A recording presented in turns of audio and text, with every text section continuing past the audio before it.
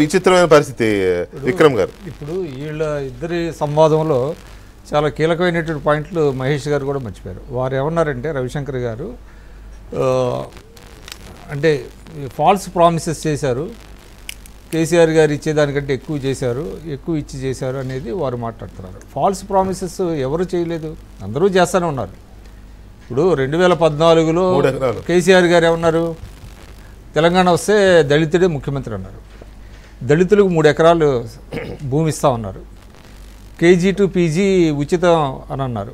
So ఇవన్నీ కూడా కన్వీనియంట్గా తర్వాత మర్చిపోయారు. అంటే నేను ఎందుకు చెప్తున్నానంటే అదేదో వారిని విమర్శించడానికి వాళ్ళు చేశారు, వీళ్ళు చేశారు.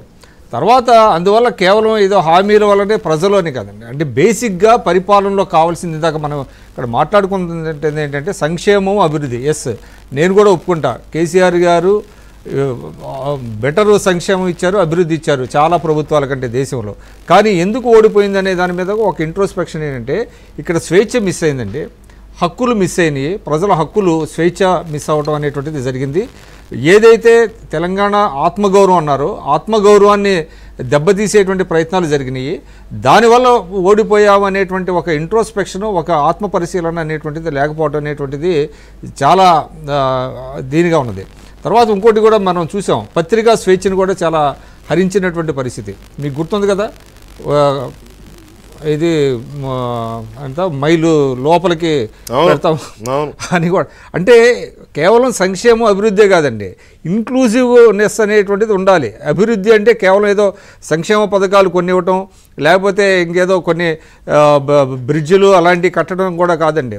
ప్రజలకి అన్ని విధాల ప్రజల యొక్క స్వేచ్ఛ, వాళ్ళ యొక్క హక్కుల్ని కాపాడాల్సినటువంటి పరిస్థితి ఉన్నది. అందువల్ల ఇవాళ ఆంధ్రప్రదేశ్లో కూడా ఎందుకు ఆశ్చర్యపోతున్నారు అని అంటే అక్కడ అసలు పరిపాలన లేదు, ప్రజలకి ఏ మాత్రం స్వేచ్ఛ లేదు, హక్కులు లేవు. అక్కడ ఇక్కడే ఏ విధంగా జరిగింది అక్కడ కూడా ఆ విధంగా జరిగింది. అందువల్ల కేవలం ఇంత ఏదో జరిగింది, ఓ 2 లక్షల కోట్లు మేము ట్రాన్స్ఫర్ చేసేసాం కాబట్టి ప్రజలందరూ ఓట్లు వేస్తారని అక్కడ ఏదైతే దెబ్బతి తిన్నారో ఇక్కడ కూడా అట్లనే జరిగింది. అందువల్ల ఇంకోటి, ఇప్పుడు పట్టాభి గారు ఒకటి చెప్పారు, మన నిరంజన్ రెడ్డి గారి ఆర్టికల్ అని. ఇవాళ యాక్చువల్లీ కేసీఆర్ గారి మీద చాలామంది గ్రౌజ్ ఏంటంటే తెలంగాణ ఫార్మేషన్ తర్వాత ఆంధ్ర కాంట్రాక్టర్లకు మొత్తాన్ని ఇక్కడ దించారనేటువంటిది కూడా ఒకటి ఉన్నది.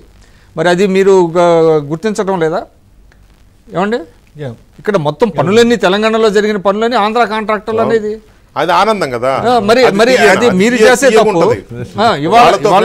చంద్రబాబు నాయుడు గారు ఏదో రాగానే ఇక్కడ ఏదో జరిగిపోయినట్టుగా ఇదంతా జరగటం అనేటువంటిది కేవలం ఒకటండి, ఓటమికి తగినటువంటి కారణాలు ఏంటనేది మీరు తెలుసుకోవాలి. దానికి తగినట్టుగా మళ్ళీ ప్రజలని ఆదరణ పొందాలి తప్ప రకరకాలుగా అటు తిప్పి చేయటం వలన నిన్న చాలా తరువుగా ఎక్స్పోజ్ అయిపోయాడు ఆయన. కేటీఆర్ గారు ఢిల్లీలో ప్రెస్ కాన్ఫరెన్స్ వల్ల ఆయన ఆర్గ్యుమెంట్స్ అన్నీ, ఎందుకంటే ఆయన బాగా చదువుకున్నవాడు, బాగా మాట్లాడగలిగినటువంటి వాడు, అటువంటి వాడు నిన్న ఆయన సెల్ఫ్ గోల్ వేసుకున్నాడు.